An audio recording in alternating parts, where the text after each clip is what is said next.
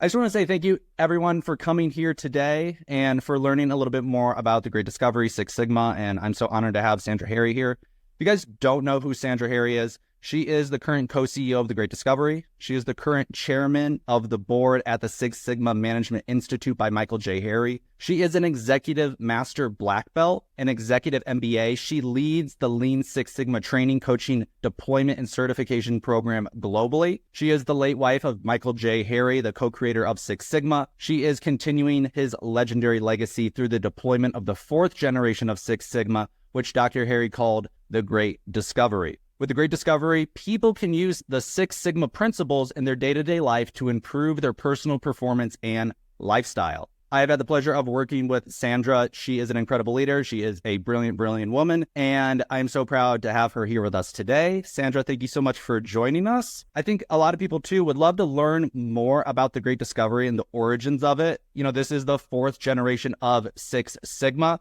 Six Sigma has already transformed the world of business, enterprise, the U.S. military, manufacturing, business management globally for the past 40 years. And now the mission is now even bigger, right, with the Great Discovery. And you, Dr. Harry, Six Sigma, are looking to really change things up again and make an even bigger impact than before. So can you tell us a little bit about that story and how we got here today?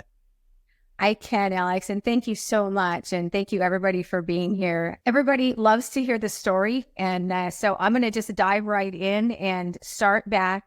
There's four generations. You heard Alex say that the Great Discovery is the fourth generation of Six Sigma. So everybody's like, well, what are the first three generations and how did we get to four, right?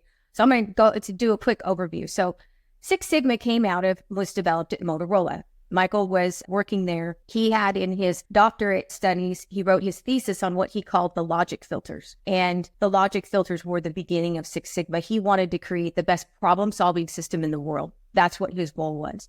So his logic filters were accepted and introduced to Motorola's government electronics group way back in the early 80s. And so they had started on that mission using those. And a fellow named Bill Smith coined the term Six Sigma and realized that Motorola was going broke and that they had to save Motorola. They had to turn it around. They had about 5 years and they were going to go broke. So he came up with the idea of creating an 1,800 times improvement, which is 1 sigma. I'm going to say that again. 1,800 times improvement is 1 sigma.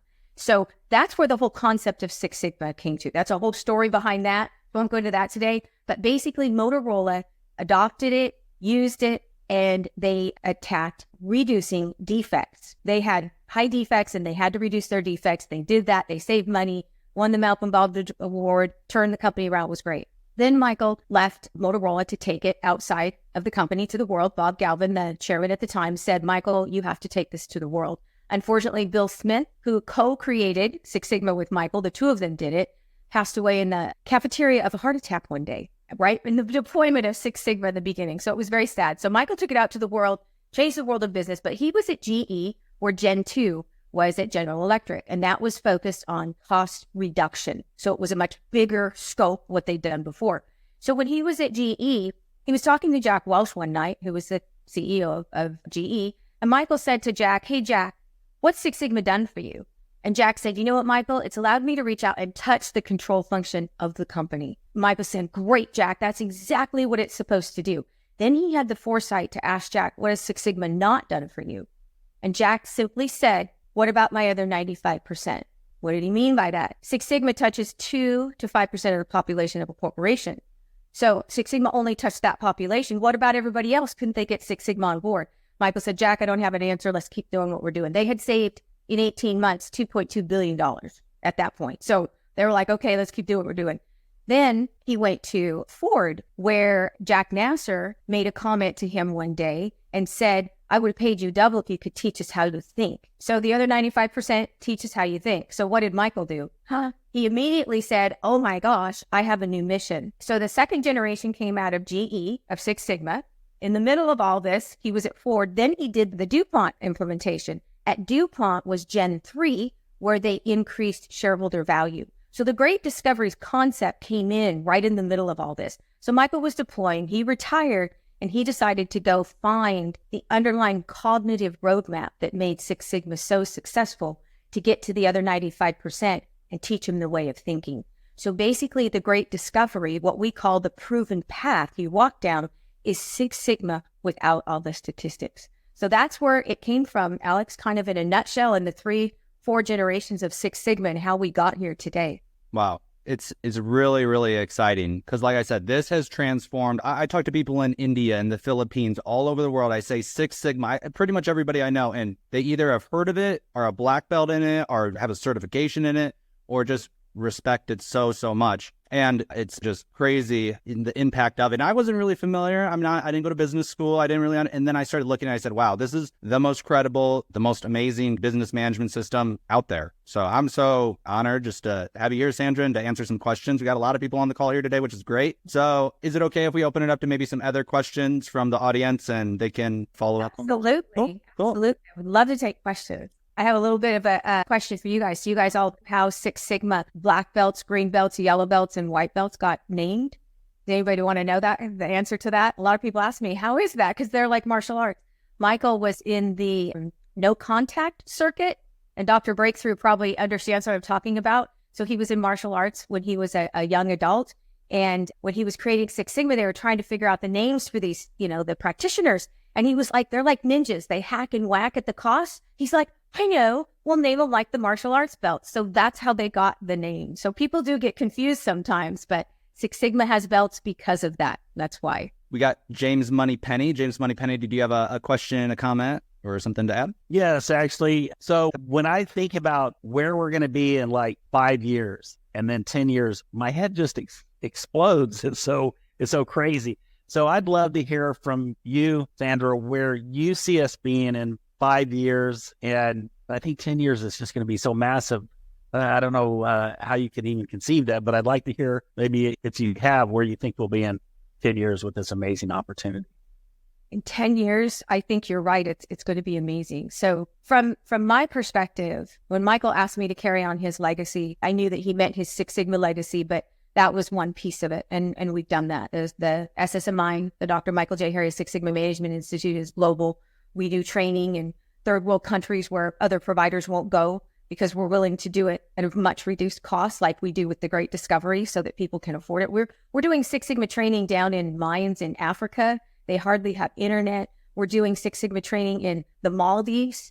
I mean, it's crazy, right? So when he asked me to launch the Great Discovery, which was such a blessing to me, because when he showed it to me, when I met him, he was still partially developing it. He'd been through one version and he was trying to make it simpler. So I got to sit beside him and watch him develop it and, be a part of that. And it was amazing. So when he asked me to take that to the world, I thought, my gosh, that is what I'm going to do. That I'm never going to stop, right? Michael's dream was to change the world. His thought was if he could take society and give to society the ability to make a half a sigma bump in society to the good, imagine what that could do for the world. Just a half a sigma, not even a whole one, right? And so with that, I believe, James, that we can change the world. I believe that we can bring people knowledge to places where they've never had it before, in languages that they were never able to absorb it before. And I believe we can coat the globe. In 10 years, I want to be the largest e-learning platform. I want us to be, not me, us to be the largest e-learning platform in the world. Like Tim and I talk about, we're not doing this just for a small little thing. We were retired. We were happy sitting on our back lawn. And, but my goal was to launch this thing. And we said, you know what, we got to do it. And we're going to do it big. So no, we are going to cover the world. We're going to get to places where nobody else is going. I love to use the term, right? You'll all get it. I want to be the Amazon of e-learning. I want to be the biggest and to where everybody comes to. That's what I want to be. And I think we can be there in 5 years, guys. 10 years? Wow. I can't even imagine what technology is going to be in 10 years. Think back 10 years ago. And now where we're at today, what that technology is going to be able to enable us to do for people. And then let's not forget about our kids. You guys see the book step back here? This is Six Sigma. This is the Great Discovery, the Six Sigma way of thinking, taken down to children as old as 5 years old. 5 to 8 years old, the book series is for. We have a teen program already up and running, and we are covering the 9 to 12-year-olds. I believe we're going to write a comic book series for them. Wouldn't that be great? Oh, cool. So, that'd be awesome. No, we're going to blanket the earth. We're going to change the world like Michael's dream. That's what we're going to do. That's where we're going to be in 5 years and 10 years, beyond that. Well, I believe it. And if you decide to run for president, I'm voting for you because I want this put in our schools. Wouldn't that be great? Yeah, we're working on it. With the books, guys, we started with the original idea of having a color book to go with each book, but then we morphed it into a lesson plan. So, of course, we want to be able to support the homeschooling market, private schools, charter schools, and, the public schools. Mikel actually took the Great Discovery. He was asked by Carnegie Mellon to present the Great Discovery to them because they had heard about it. They'd seen it. They wanted to see. So we went to Carnegie Mellon and we presented it to them. And they literally told us that it would take them over 20 years to even think about getting it in the education system. They set the education systems for the United States, Carnegie Mellon does. And so we were very disappointed because we thought at that point that maybe we really would be able to get the Great Discovery in the education system. And they said that it would take more than 20 years for that shift to change. So it was disappointing, but at least they saw it. But we can get to education in other ways. You guys know that corporations are moving away from traditional certifications and degrees now, right? Corporations aren't all looking for, you have to have an MBA now, you have to have a bachelor's. They're going away from that to more training in the arena that we are offering now. So they're looking for real stuff. So that's a great shift for us. That's incredible. Jojo, do you have a question, please? Yes. Alex, thank you for being here. And Sandra, thank you so much for everything that you're doing. Will there be a way to translate sign language in all the different languages? Actually, it's coming. Really? It's coming. It's All right. I know, you guys, we just heard very recently that it's on the table. So we are very excited about that. We haven't mentioned anything yet because we haven't seen the technology yet. So I really want to see the technology before I start telling people that we can actually put it out, but it is coming. Yes. Okay. Thank you. Thanks, Jojo. Miss Lynn Sanders, do you have a question coming? Go ahead. And I'm wondering about putting the books up on your platform. One just was published last week. So can they be put in through your platform? Yeah, the only thing we don't want to do is we don't want to be doing product distribution because we are an e-learning platform. So what authors are doing is they're bringing books in via PDF or audio. We have a lot of audio books coming on and PDF. So yes, and PDF can be translated. We're working on that technology right now. It's out there. We're working on plugging that into the platform. So you'll be able to translate a PDF book also.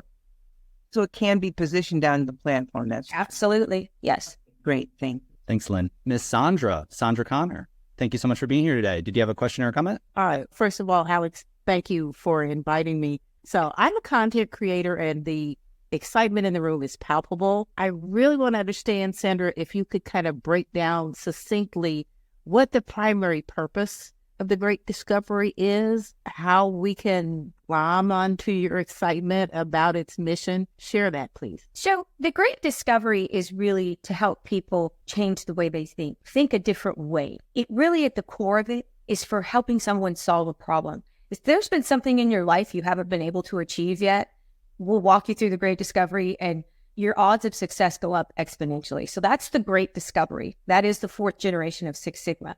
What we realized when we started to launch and get people involved in the Great Discovery was as you're going through your proven path, say, I don't want to be a concert pianist, right?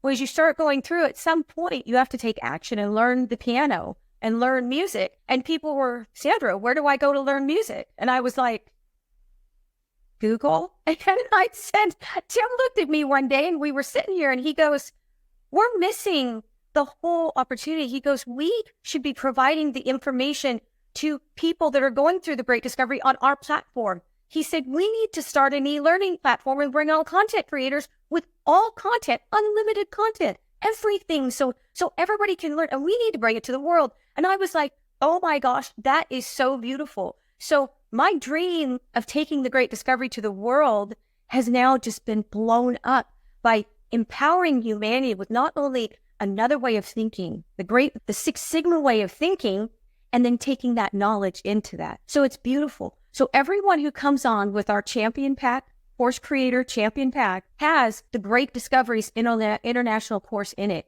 If you guys are on the platform and you purchase the Champion Pack, you have the Great Discovery program. And guess what? As a content creator, if you want to exponentially increase your odds of success and your output, take the Great Discovery and start on your journey. And it will help you sort out areas that you're weaker, and it'll help you find better ways to do things that you're not so good at.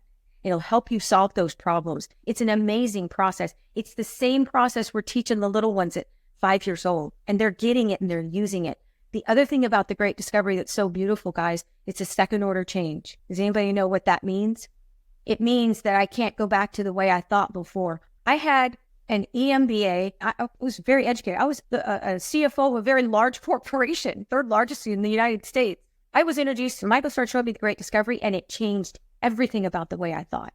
I would never go back to it. It causes a second order change, and you will view the world in a different light, in a different way, and it enables you to walk through life, I believe, easier. It's just an easier way to approach things. So I hope that helped with your question. Thank you. Wow, that's amazing. Yeah, thank you, Sandra. Thank you so much. So any final words for everybody, Sandra, before we let you go? First, I just want to say thank you, and thank you, Alex. And I enjoy telling the story, and I want to share the story, and I want to get it out so the world knows what we're doing. And it's not just another platform for people to get on. We have a mission behind us. We have a mission to get this to the world, to change people's lives. I want to get this to places where they don't have these opportunities. You know, that is really the big mission. So I appreciate everybody here supporting and wanting to jump on board, and welcome to the team. It's going to be a lot of fun and a really great ride.